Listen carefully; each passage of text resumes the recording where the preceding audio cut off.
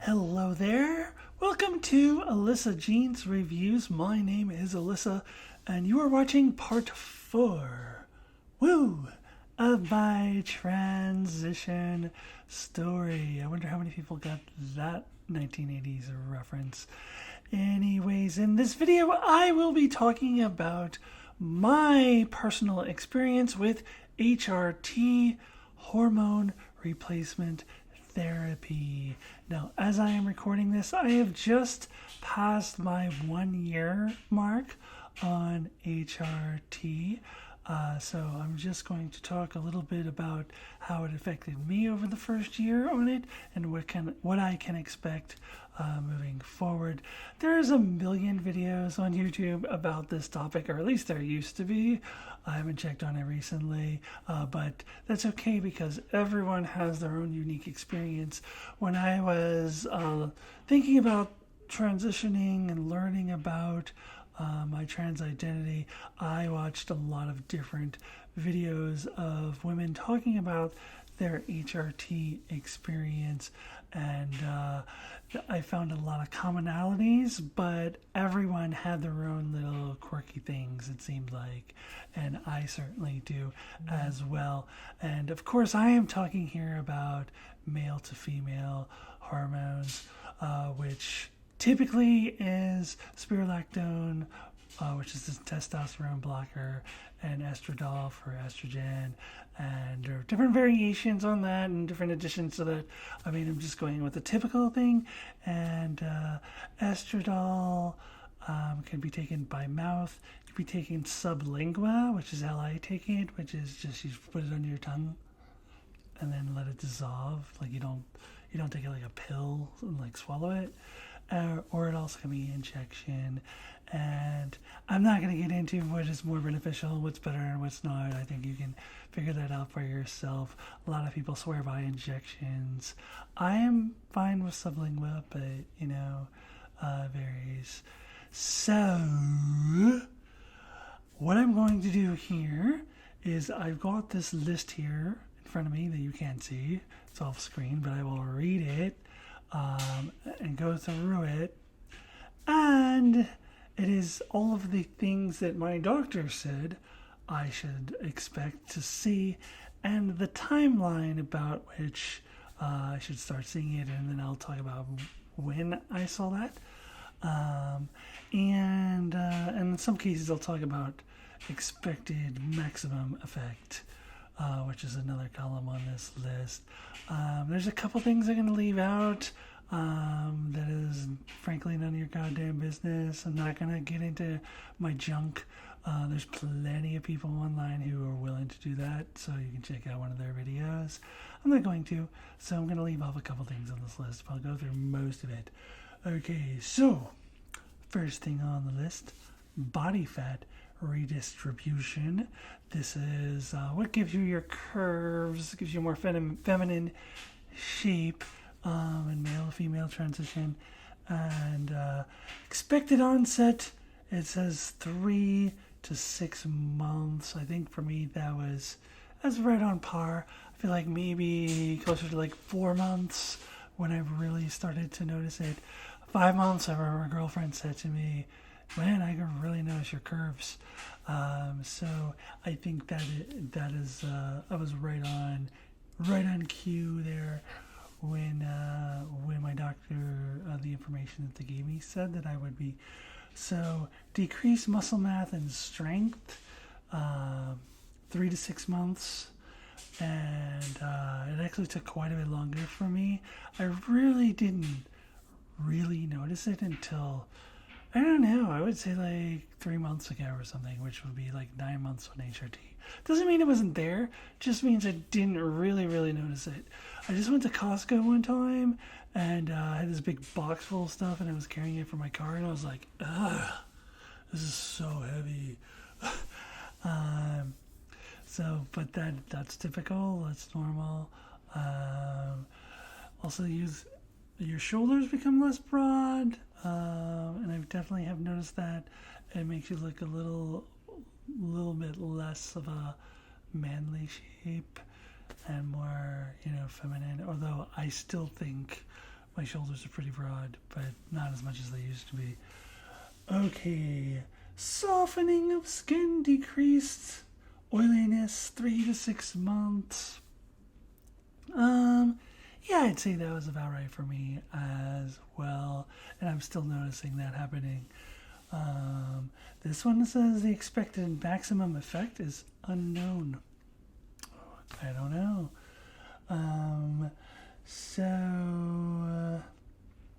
Breast growth. Now that was the big one for me. That was the area of my body that I always experienced the most dysphoria. And what it says is 3 to 6 months with maximum effect about 2 to 3 years. So you can expect them to continue to develop for about 2 to 3 years.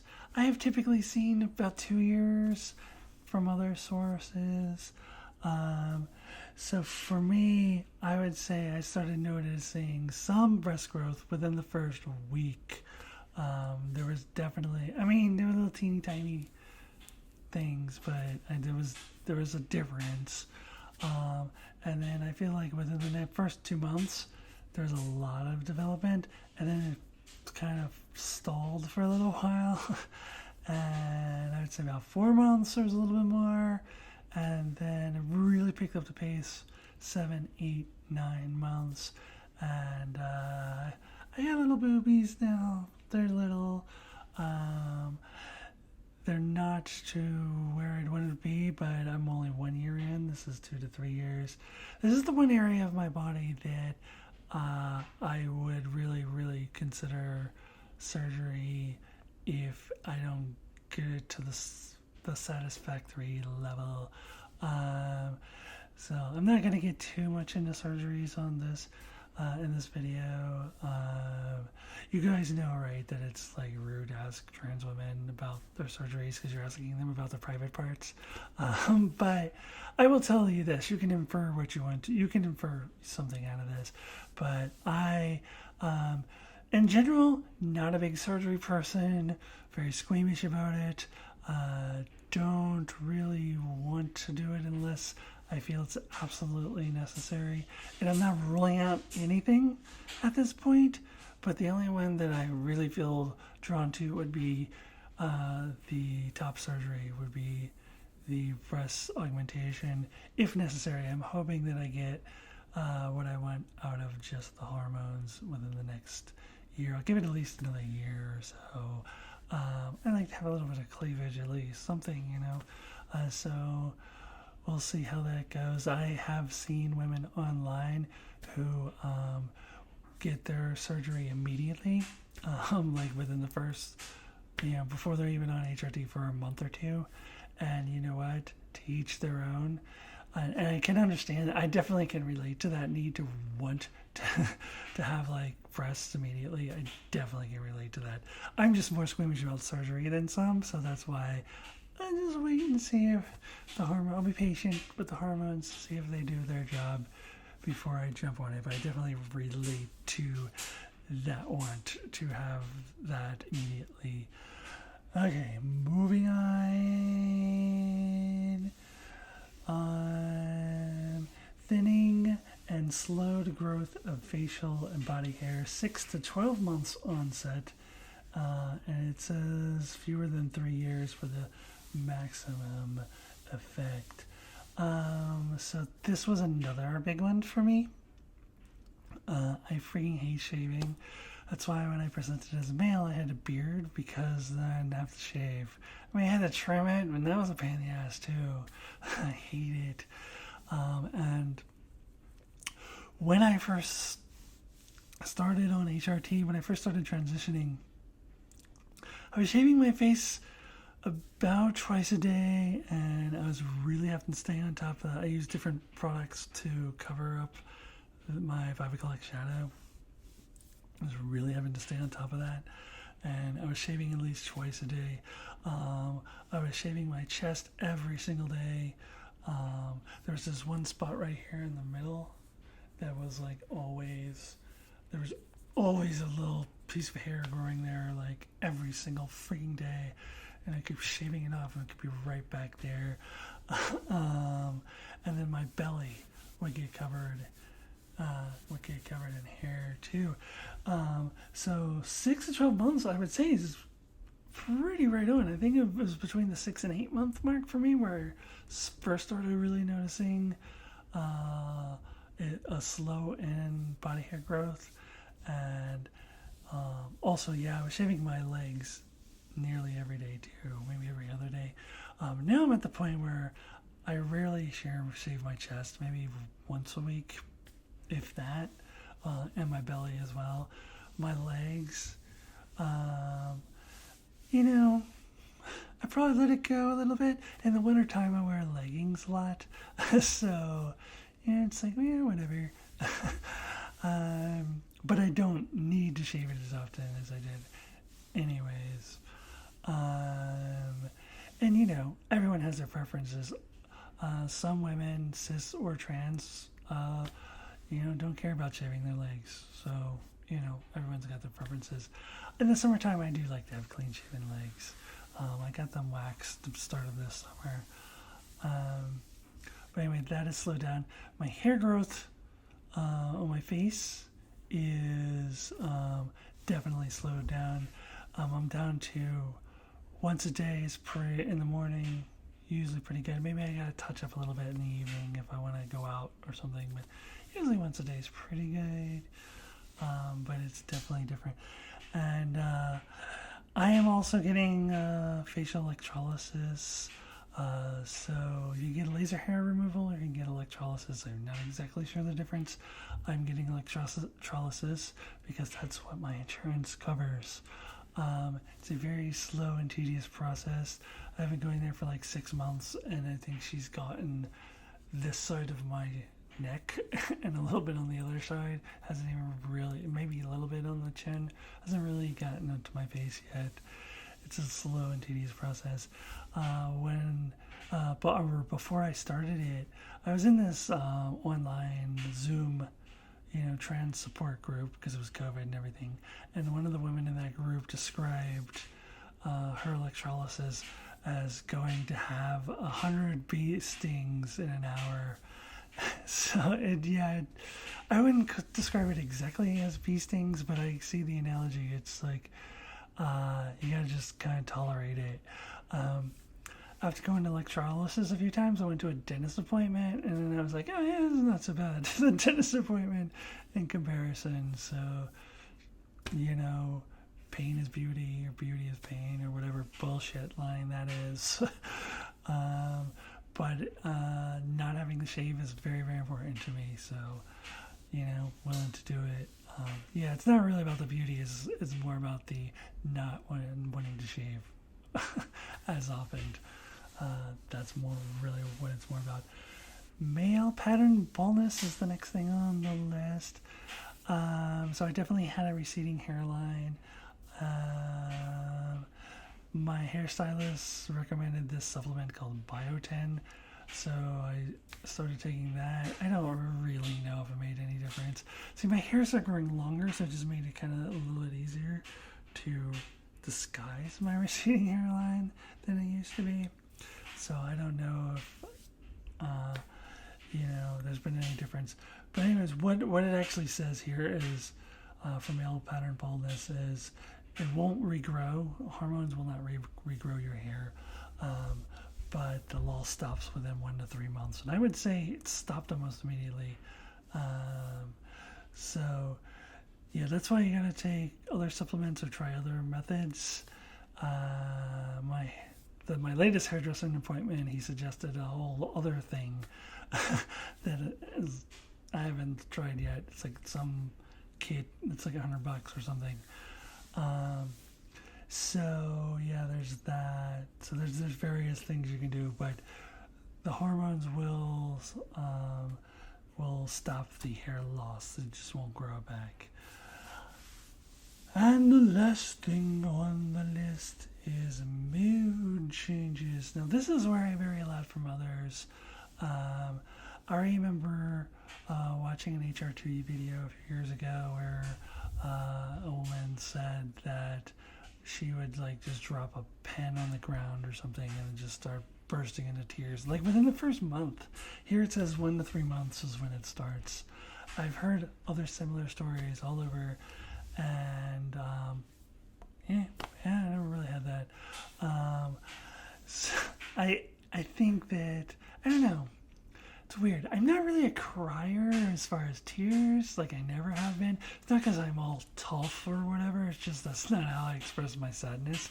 It was tears coming down my eyes, or at least, sometimes I'll be watching something on, a movie or whatever, very emotional, and like a little teeny tear will appear. And this happens more often, by the way, now, in recent months.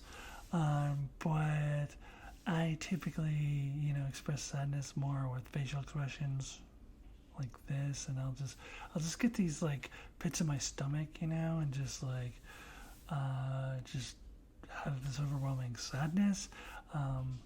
But I don't know, like I don't very, very rarely will I ever like just start bawling. Like that's just, I don't know, just how my body reacts to sadness. Not like, I'm not trying to say I'm tough or anything like that.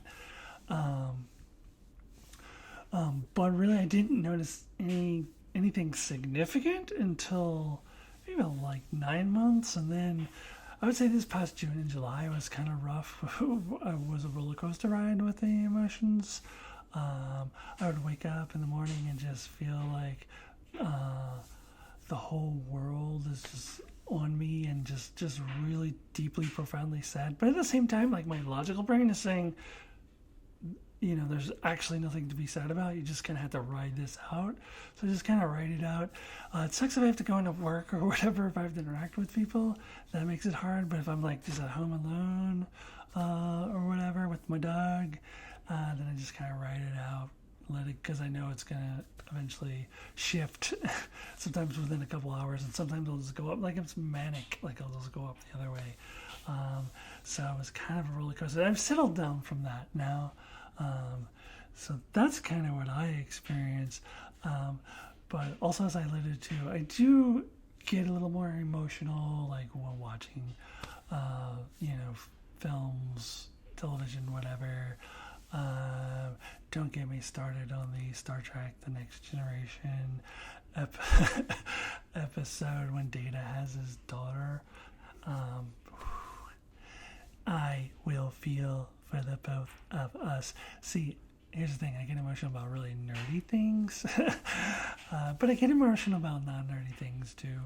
And not just on television, I don't want to focus on that. I just watch a lot of it, especially since COVID. But just in real life, like I get, I express my emotions more strongly, and I had a girlfriend tell me that as well, that I definitely am a lot more emotional and a lot more open with my emotions, and I don't always necessarily notice it. When those kind of things get pointed out to me, then I'm like, oh yeah, that's true. That is absolutely true. So that's the list. I kind of want to touch on a couple urban legends that I've heard. I hear a lot of people talk about their face becoming more feminine. Anytime I hear anything from a doctor, a medical professional, anyone, a scientific paper or whatever, anything online, they'll tell you that is definitely not a thing. But then I've seen testimonials of women, oh yeah, I can see my face is changing, getting rounder or whatever. Maybe there's some fat redistribution in the face for some people, I'm not sure, but as far as it like feminizing itself, that's not a thing. You kind of have to do that on your own, either, how you wear your makeup or getting the surgery or, not even worrying about it. Which in a lot of days I just don't even worry about it. So, there's that. And then the other big one, I hear a lot, and I wish it were true, but anytime I read anything scientific or medical says, no, that's BS. That's not a thing. And that is reduction in height and shoe size. I have seen women all over the internet and YouTube and Reddit all over the place who will say that they'll swear up and down that they've have lost 2 shoe sizes in men's size. Not, no, they're not counting the conversion from men's to women's shoes, but they've just literally lost 2 shoe sizes and they've lost like 2 or 3 inches in height. As far as I can tell, that's poppycock, but I wish that were true because I'm 6'4" and have size 15 men's shoes. Sometimes I can wear size 14 men's shoes. So mostly I wear gender neutral shoes because not a lot of women's shoes in that size. I go to a lot of like specialty sites for like trans or cross dressers or whatever, and a lot of those tend to be like these ridiculously high heels, and I don't want to be taller. I'm not wearing heels. I'm 6'4". I'm not wearing heels. So mostly I wear gender neutral shoes, and in the summer I wear sandals almost the whole summer. And it's the same sandals I had before. They're pretty gender neutral because that's what I can fit on my big ass feet. So I wish that I had like a size 12 men's. That would be more reasonable, but that's never going to happen. Same with my height. 6'1" would be pretty cool instead of 6'4". That's still tall for a woman, but 6'4", I'm like this giant monster. But that's never going to happen either. So it is what it is, and that's okay. Alright, so this has been my talk on HRT. I think I'm pretty much wrapping it up here. So this is all the videos I had planned for my transition story. There's 4 parts. I also have a transition timeline, which kind of crams it all into 15 minutes, told in pictures. So please check that out. So this is the end of my planned videos related to my transition. I would like to do at least one video a month about not necessarily just my experience as a trans person, just maybe the world in general. I'm not sure yet. If you have any suggestions, leave them in the comments below. My trans videos tend to get a little more views than my nerdy ones at this point, even though the nerdy ones are the bulk of my channel. So yeah, let me know. I will come up with something and do at least one in September. And check out what I got now. Subscribe. And so long. I will see you soon.